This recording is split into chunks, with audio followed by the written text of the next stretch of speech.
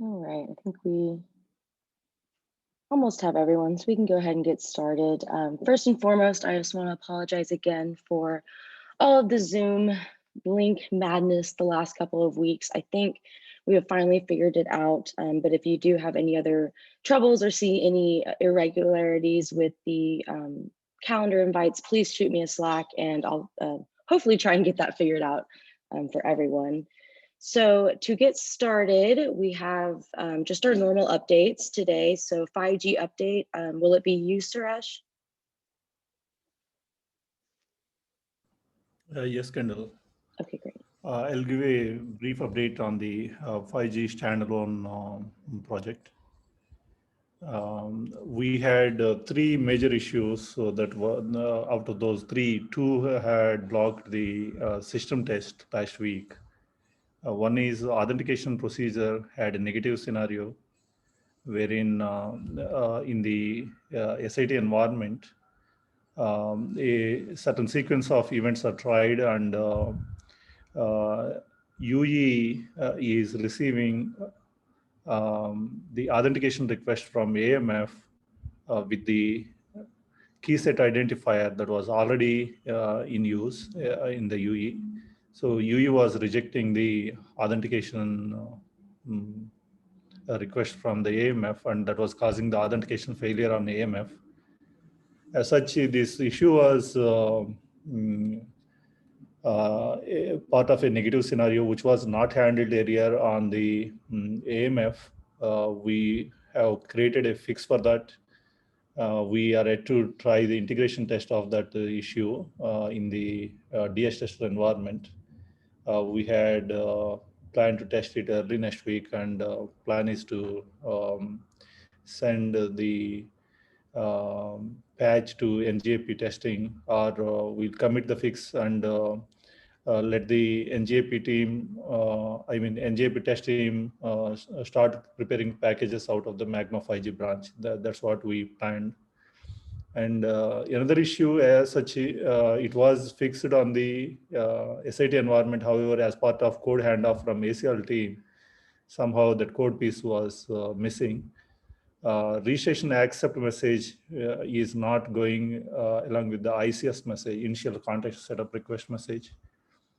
The code piece for this also is identified, and now is committed on the Magma 5G branch. Then other issue we had on the 5G branch is PDU session establishment was not happening. We figured out the issue for this, and plan is to prepare a fix for this sometime early next week. Net with all these fixes, we are anticipating NGAP test and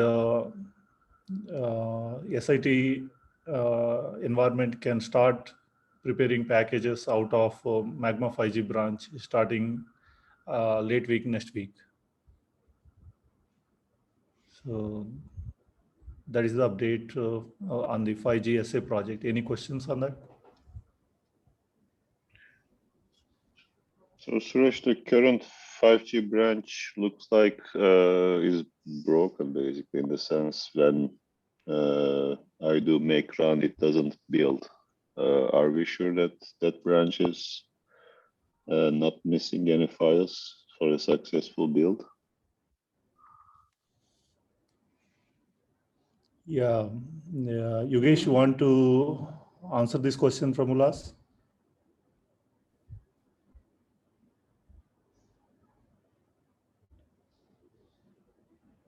Yogesh, are you with us? Okay, I think he has a signal issue. As such, Ulas, on the 5G branch, Ganesh and other team members today were able to make a clone, make a build, and transfer the image to a DSS environment. So maybe Yogesh knows what all missing pieces need to be added, and the combination is passed on to Ganesh. That's the reason he is able to make a successful build. I Yeah, think I after mean, this call, yeah. yeah, I mean, it is not, if it was only me, I would suspect that my environment is missing something, but the Ranjini is getting the exact same error that I am getting. And we are both doing fresh install. No, I mean, we basically bring up fresh VM, no basically residual code from anywhere else. So I need basically get to the bottom of this basically. You know, either you guys are having some residual code from somewhere that is fixing the build issue for you. If you know, we need to identify what is missing. I will ask this Pravina here. I tried 3 days back. It is working for me. Today, the latest I know is Ganesh G and Yogesh were making successful builds. Maybe they are patching some code from somewhere locally. Yeah, I see also Tim commented on the chat window. He's saying he is getting the error to NCI also. Okay. So there is Yogesh definitely joined something back, there. right. Yeah. Sorry, Suresh, I somehow, am I audible now? Yeah, the question, yes, the question from Ulas is, today on the 5G branch, builds are not happening and looks like the branch is broken. However, what I saw from Ganesh today is based on the steps that you shared, he was able to make a build. Can you give the current position? Is there any issue or any patches you are adding? That's why it is building for you locally? No, Suresh, meaning what happened was the 6752. I have applied it, and for me, the build is working fine. The error which Ullas mentioned, meaning I have checked the header files, all of them seems to be in place. Only thing is, what I will do is I'll destroy all the view and recreate everything so that, just to make sure that I'm also on the latest thing. But at least for me, Vinay, I think Ganesh, we have not seen this problem. It's little strange, but we have not seen it. But I'll destroy I'll just recreate the whole package and see the issue. I think we are all also using Debian images, etc. So I don't think there is also an issue on that front. But okay, let's take this offline and try to resolve that. Sure, Ullas. Back to you, Kendall, on the updates. Thank you, Suraj. For the next update, we'll do DevOps. Looks like Tim will be giving that update. Hey guys. Yeah, I'll be doing it. So yeah, about the DevOps updates. Please, if you want more information, more details, come to the DevOps meeting. It's on Wednesday. As Kendall, she can add you to the event. All right. In terms of updates, we had a GitHub Action outage on Friday that lasted until Tuesday. Thanks to Linux Foundation contact, we were able to reach out to GitHub Action teams, and they were able to fix that problem. The problem was, in a nutshell, they had an outage during a job, and it stuck the queue, and the queue kept piling, and we couldn't get jobs from that queue, and it was just stuck. We have a call with the GitHub Action team that resolved the problem, and we're gonna make a postmortem that we're gonna share with the community later today. So that's the first point. The next one is the Ubuntu CI. We're currently in testing phase and ready to release as soon as the testing phase is done. The new registry. So I know a lot of you have been waiting for that. We're done with uploading the M charts. We are almost done testing everything. We generated a few AMI for AWS. And when that is done and we're done testing everything, we're going to change the source code to map to that new registry so you don't have to build Magma before deploying it. Of course, when that is changed, we're going to change the documentation, the installation, and the release process. 5G CI, we are actively working on that. This is still an ongoing project. And the last but not least is that we are done with the CI pipeline to publish AMI to the AWS marketplace. This is a project led by Arun. We are in the testing phase to make sure that the pipeline is stable. And when that is done, we're gonna reference the community that if they want to test Magma, they only need to press one button in AWS Marketplace backend in order to spin up the whole infra. Yeah, that's it about the Devops updates. Please, if you have any question, if you want to contribute, reach me out on Slack. Back to you, Kendall. Thanks, Tim. Does anyone have any questions on that? Yeah, Tim, I tried using the hand charts on the artifact. Do we plan to update the official Docker images on those, because they are not there right now? Yes, that's the second part of the plan. When we are done testing everything and we map everything to we're gonna map the source code to use it. So meaning that we're basically gonna hard code the URL of the new registry and the latest tag that is stable. Okay. Great. Any other questions? Okay, great. If you also are interested in attending any of the DevOps meetings, I have put the link to the public Magma calendar in the chat. So feel free to add any of those meetings to your calendar. Next, we have release updates from Echo. Yeah, right. Thanks, Kendall. For execution and release, there's no like new updates specifically relevant right now, except that the first sprint is still ongoing, and there is lots of work being done across the different work streams, most of which I shared during last week's call. And I know Kendall and Phil nice enough to get a blog post out also detailing these work streams and how to access them on Zen Hub. I think the most relevant update was what Tim shared about some of the CI outages that we had in the last week, and some of the plans to stand up the CI support for the Ubuntu builds, which is our default build moving forward. So if anyone else is interested in anything specific, you can reach out directly, or you can check out Zen Hub using some of the resources that I've already shared, both in this forum and then on the blog post that Kendall put out last week. Thanks. Thanks, Echo. Does anyone have any questions for Echo?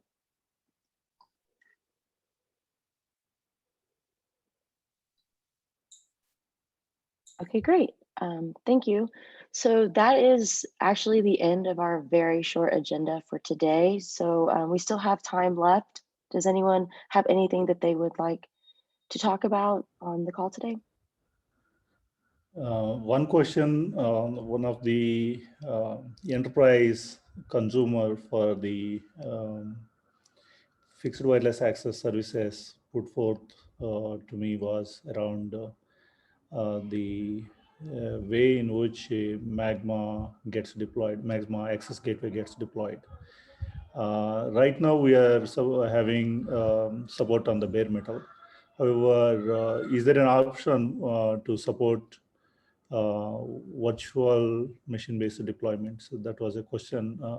Is Tim the right person to ask these kind of questions? So I can take it with him offline, or in the interest of time, if it is okay, if we'll ask Tim or anyone wants to give a brief view on that, that's fine. Sorry, can you repeat the question? The question is, in the IT and SIT environments today, we are deploying AGW, that means the access gateway on the bare metal.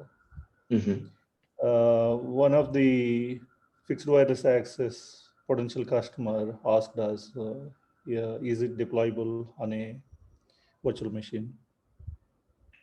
Yes, moving forward, it's definitely deployable on a virtual machine. And we're tending to work with AWS recently, and that's why we're generating AMIs. And Arun can give you more information offline or even online right now.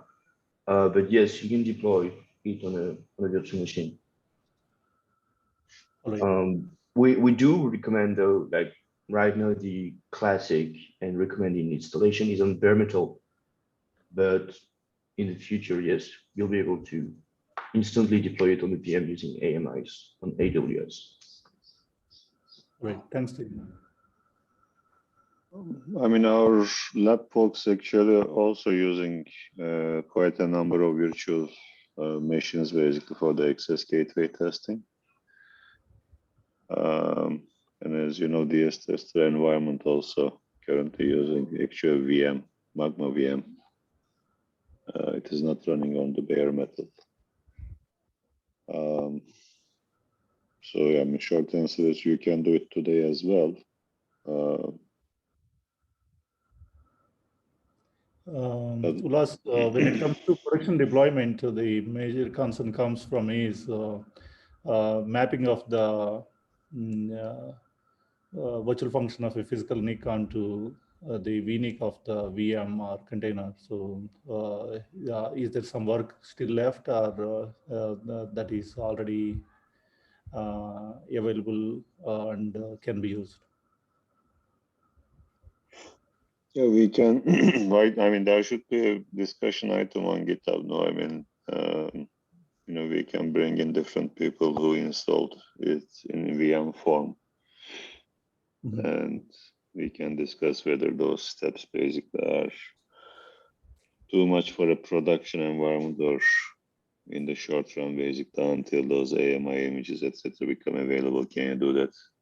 Because your question also, I mean, I guess. You want to run it in a private cloud as well, no? I mean, it doesn't have to be AWS. Correct. So getting just an AMI will not basically resolve your issue. Okay, Ulas. So to answer that question, in the lab on the VM that we have, and we use with like the different tooling, we only use the install gateway.sh, the command script that we use on bare metal to install it on a VM. So if your VMs are on Ubuntu, you can just use install gateway ubuntu.sh and it should work. If you have any problem, please reach out to me and I can debug with you. Got it, Tim. So the answer I got is, so platform-wise, there is no hurdle, and only thing is on the production grade line rate requirement that the commercial deployment needs may need some analysis. That's what I got from Ulas. Yeah, I mean, it really depends on your physical CPU, basically. I mean, in our test lab, basically, actual virtual instances often perform better than physical instances because the underlying CPU is much powerful. Although we limit the memory and the number of cores that they can use. I think the main bottleneck will be the configuration of the VM itself, basically, not the installation of the Magma software, but prepping the SG1 and S1 interfaces and hooking them up properly, in the environment that you are using the VM, the routing rules, etc., and so on. I think those are probably the main issues that you need to resolve rather than installing the Magma software.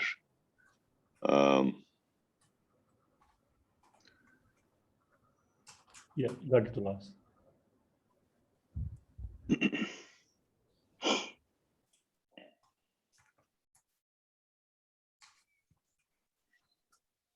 Anything else that people want to discuss?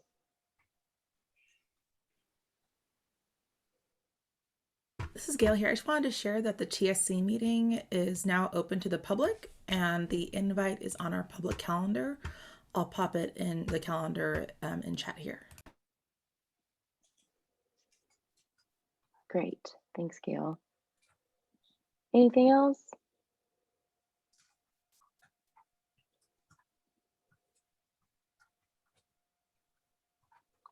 Well, then I will not take up any more of y'all's time. Enjoy the rest of your week and have a great weekend. Thanks, everyone. Thank you, Kendall. Thank you, everyone. Thank you. Thank you.